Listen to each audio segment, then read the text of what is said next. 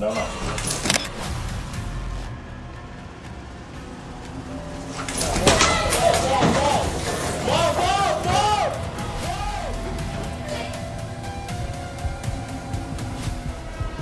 This is Gerald Hyde II, who was just convicted of drug possession at the Benton County Justice Center in Washington State.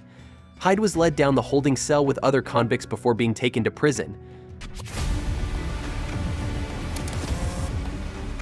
But Hyde had other ideas.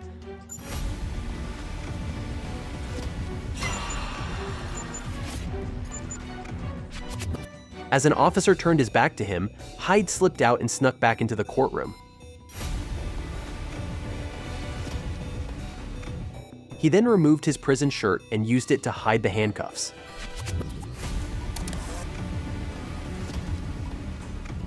Hyde then made it down the hallway, ditching his noticeable prison shoes in the process.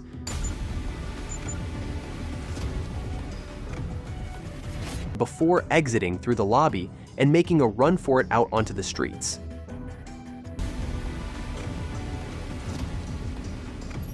But Hyde's freedom didn't last long.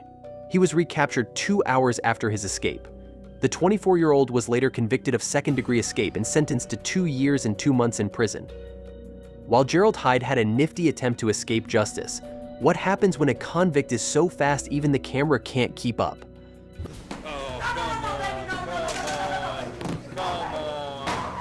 Like in the case of Rayon Woodford, who was in Jefferson County Circuit Court for violating his probation. According to reports, the 29-year-old was previously sentenced to probation for drug and weapon-related charges. Now in court, Woodford's girlfriend sat just a few feet away, showing support during the hearing. A detective took the stand. Do you swear or affirm that the testimony you're about to give will be truthful? That evening, he was charged with the handgun and narcotics. And if you know, was Mr. Woodford at the time a convicted felon? Yes, he was. The courtroom camera remained locked on the witness stand as Judge Barry Willett announced his decision. Probation revoked in its entirety. Mr. Woodford, I'm going to send you to serve 5 years. Good luck to you. No, ma'am. Moments later, the unthinkable happened.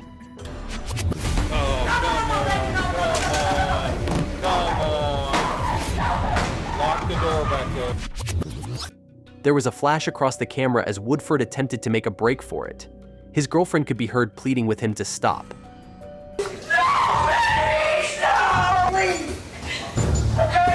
The record will reflect that Mr. Woodford made an unsuccessful effort to escape.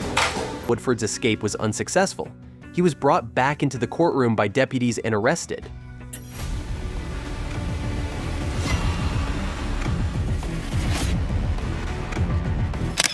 As Woodford was being ushered away, his girlfriend claimed she was pushed and her hair was pulled by a deputy during the scuffle.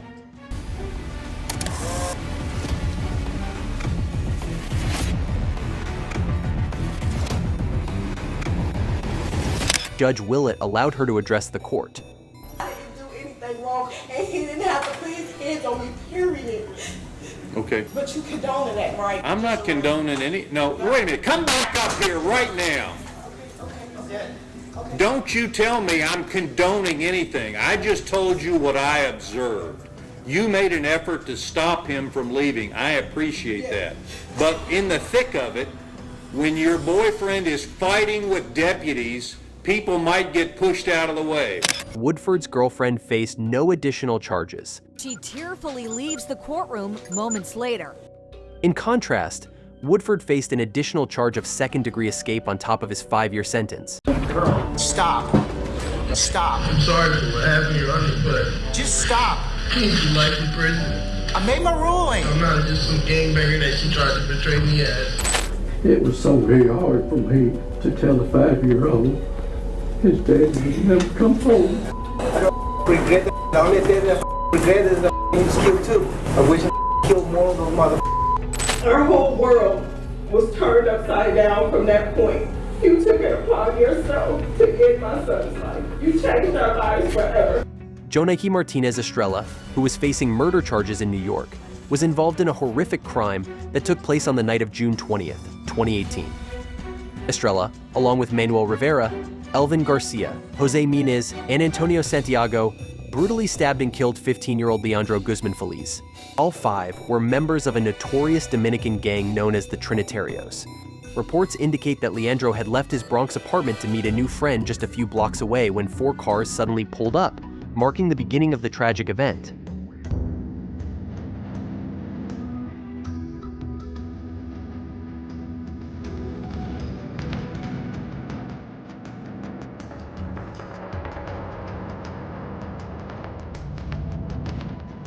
Mistaking him for a rival gang member, the cars began chasing Leandro, eventually cornering him near a local bodega.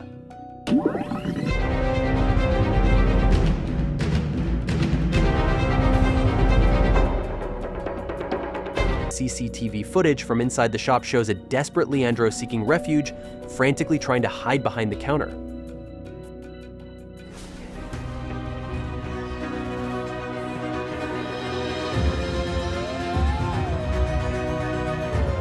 However, he was soon spotted by one of the gang members. A scuffle ensued, and Leandro was forcibly dragged out of the bodega.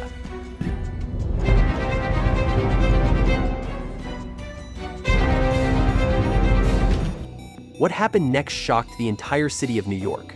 Armed with large knives and machetes, the 5 gang members took turns brutally stabbing the helpless teenager.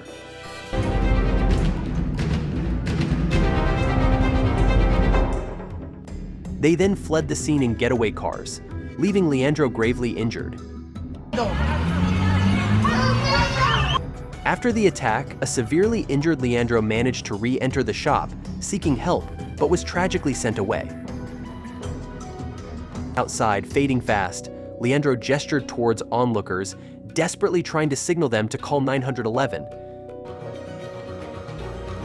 He then started running towards St. Barnabas Hospital, just a short block away, before collapsing at the entrance.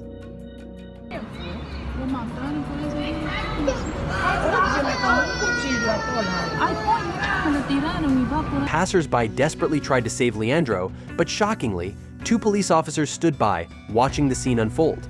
They were later investigated for failing to intervene. Just 20 minutes later, Leandro succumbed to a fatal stab wound to his neck. Police soon obtained the CCTV footage and arrested the 5 suspects, charging them with first-degree murder. Police have arrested the 5 suspects accused in the murder of this teenager in the Bronx. At their trial, a 6th member of the Trinitarios gang, Kevin Alvarez, testified against the 5 murderers. He's testifying in court against 5 of his fellow alleged Trinitarios gang members. Alvarez, who had helped drag Leandro out of the bodega, identified the suspects in exchange for a lesser sentence on conspiracy charges. Eventually, the jury convicted the 5 gang members for the brutal murder of Leandro Guzman Feliz. At their sentencing, the killers showed no signs of remorse. Instead, they waved gang signs and shouted gang slogans. Jonaiki Estrella, who delivered the fatal blow, was sentenced to life without parole. Jose Minez, Elvin Garcia, and Antonio Santiago each received 25 years to life, while Manuel Rivera was sentenced to 23 years to life in prison. Leandro Guzman Feliz tragically lost his life for simply being in the wrong place at the wrong time. But what happens when a popular music artist is killed in broad daylight, as in the case of Jay and Roy, a rapper popularly known as XXXTentacion? Jose Onfroy was tragically killed during a robbery in Florida on June 18, 2018. The 20-year-old in Roy was out shopping for a motorcycle with his step-uncle, Leonard Kerr.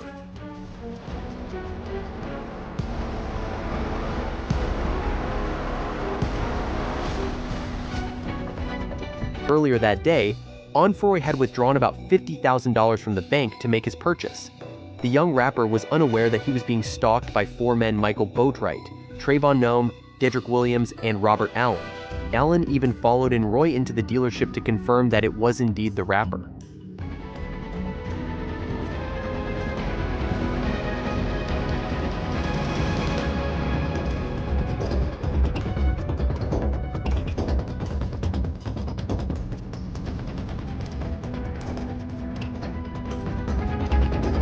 Then, as he left the shop, Onfroy's car was intercepted by a black SUV.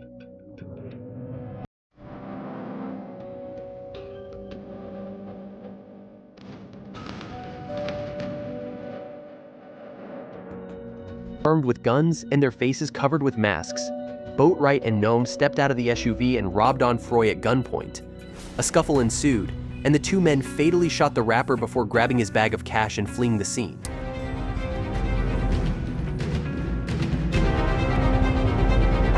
A passerby filmed the immediate aftermath of the attack and called 911. Another video captured Onfroy's lifeless body in the driver's seat of his BMW. The tragic incident left the hip-hop industry in shock, with popular artists like Diplo and J. Cole paying tribute to the teenage sensation. Shortly afterwards, the four men were arrested and charged with first-degree murder and armed robbery. You are charged with 1 count of murder in the first degree. However, Robert Allen took a plea deal in exchange for his testimony in the trial of the other 3 men. The trial began with the prosecution claiming that Onfroy's murder was pre-planned and executed with precision. 561.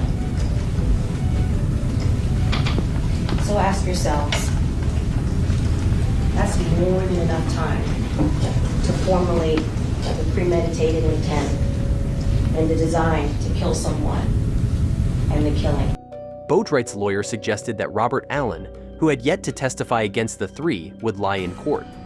Robert Allen is the only person that you will hear from that puts Michael Boatwright at Riva Motorsports on June 18, 2018. But let me be very clear. If Robert Allen testifies in this case, he will lie.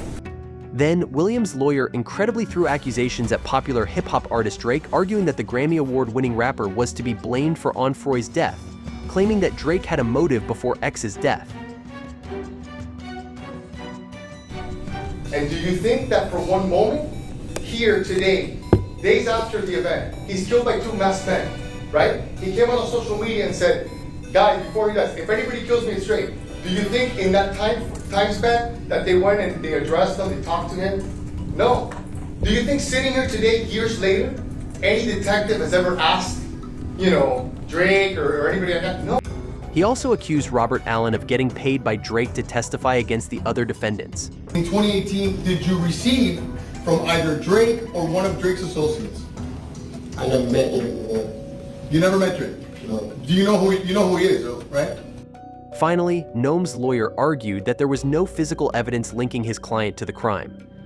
The evidence will not show that any firearm was ever recovered that could be matched or linked to Trayvon Dusan. The evidence will show no DNA whatsoever found on the body of Mr. Onfroy or on that car.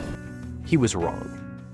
The prosecution presented a boatload of evidence in court, including CCTV footage from the crime scene. However, it was 3 pieces of damning evidence that ultimately settled the case. The first was the testimony of Onfroy's step-uncle, Leonard Kerr, who fled the scene of the shooting. He described what actually happened that day. As I said, the taller guy went around to Jassie's side. The shorter one now come around to the door that I was, my door that I opened, and he go inside the car. And then I heard something like, "Hi, hi." How much time I don't know, but I heard something like this.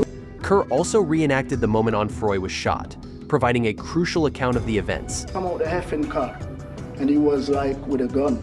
You don't come out the effing car. The shorter one was at Jassie's side. The second crucial piece of evidence was pictures and videos captured on the day of the shooting, showing the defendants posing and dancing with the stolen money. It shows Williams fanning $100 bills and surrounded by money. And this video taken at 12:35 a.m. This time Williams appears to be in a car, also fanning $100 bills, smiling and singing. And finally, the testimony of Robert Allen ultimately sealed the deal, providing the final piece of evidence that convicted the defendants. Who shoots the shots that are fired? Michael Boatwright. And who does he shoot? Triple X. Where does he shoot him from? What side of the car? Allen claimed that Nome grabbed the bag of money, Boatwright shot Onfroy, and Williams was the getaway driver as he sat in the car. Unsurprisingly, the trio were convicted of all charges and sentenced to life in prison without parole. Michael Boatwright received an additional life sentence plus 30 years for being the one who pulled the trigger on Onfroy.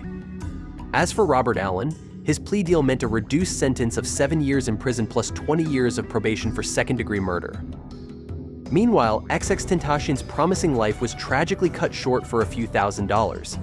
But what happens when an attempted robbery goes horribly wrong?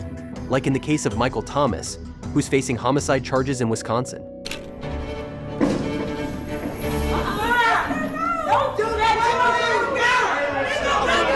Reports suggest that in 2011, 16-year-old Thomas was driving around in a stolen minivan with Malik Merchant and Jimmy Scales when they stopped at West Lisbon Avenue and attempted to rob Sharon Staples. Thomas allegedly jumped out of the car and threatened Sharon to give up her purse, but when the 34-year-old resisted, Thomas fatally shot her. Sharon was 12 weeks pregnant at the time. Thomas was arrested and pled guilty to 2 counts of first-degree reckless homicide for killing Sharon and her unborn child. At his sentencing, Thomas was initially calm and silent, but then suddenly all hell broke loose.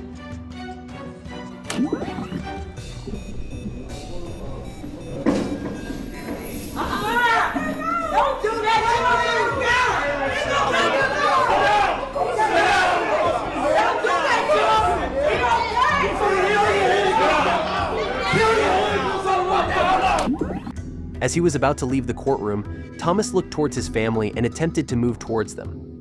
This prompted court deputies to tackle him to the ground, causing an outburst among those sitting in the gallery.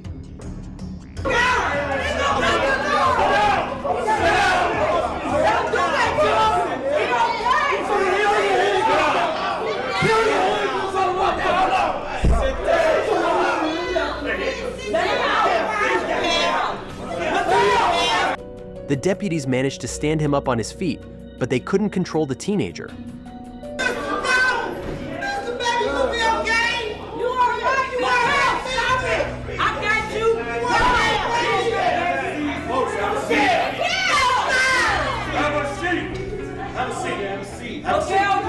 Thomas was restrained and escorted out of the courtroom.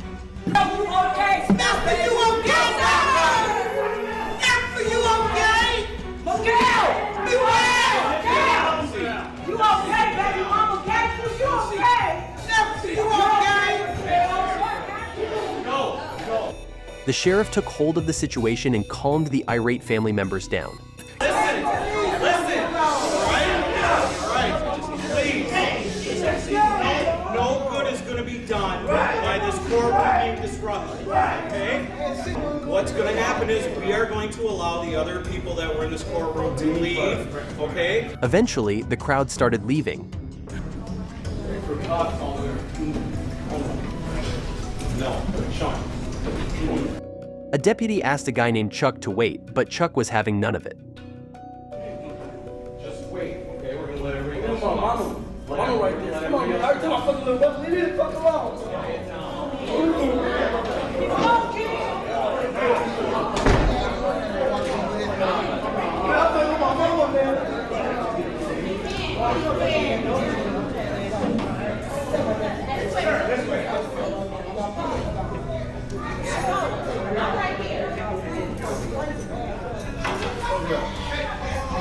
He was promptly cuffed and taken into custody.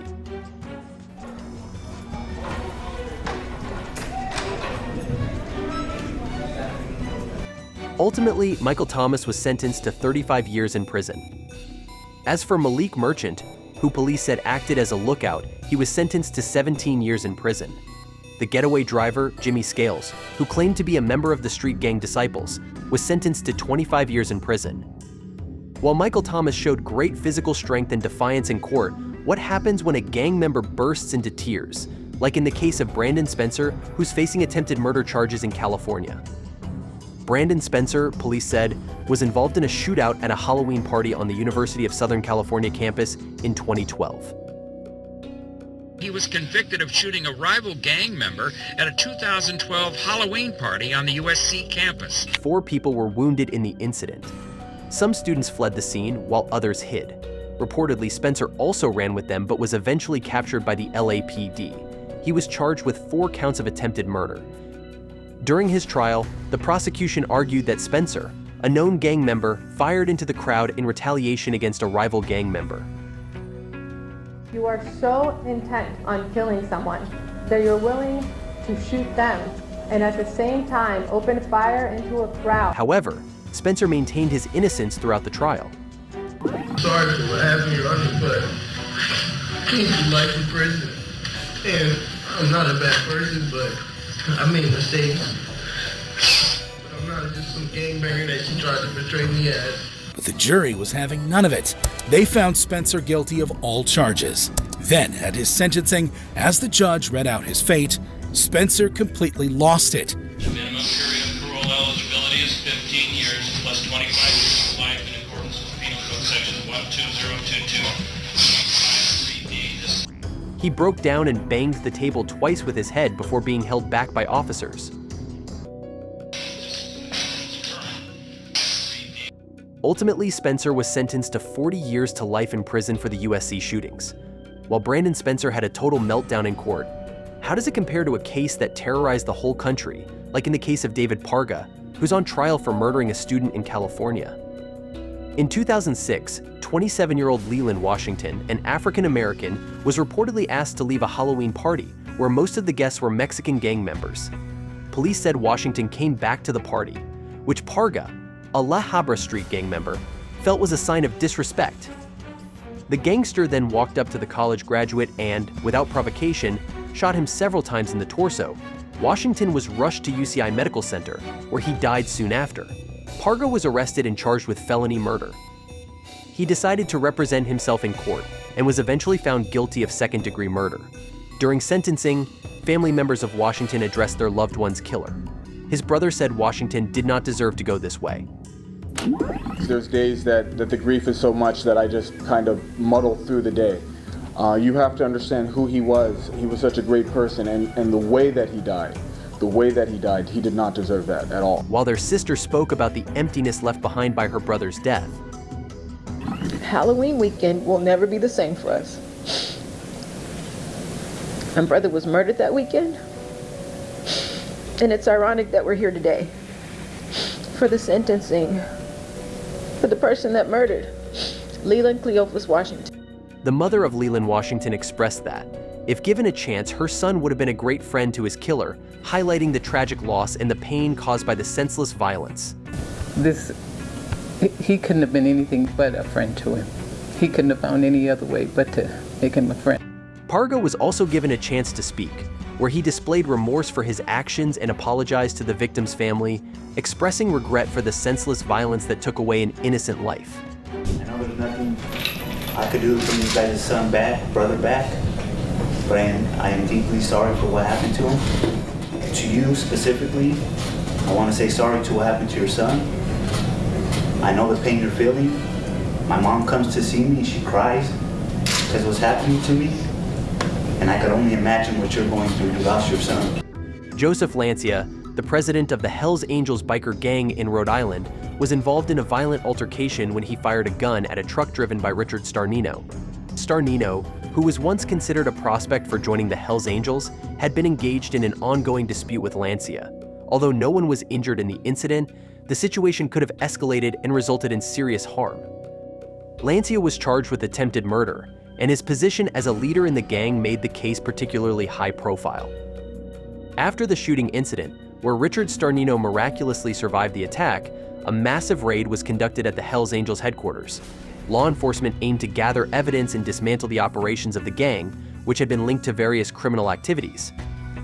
The raid was a significant blow to the Hells Angels in Rhode Island as authorities worked to bring those involved in the violent altercation, including Joseph Lancia, to justice. The bullet struck the passenger side of the vehicle. No one was injured. It should be noted that there were children in the area at that time, and there is a school across the street from the location of this shooting. Anyone inside 161 Message Street? This is the state police. Come on with your hands up. Do it now.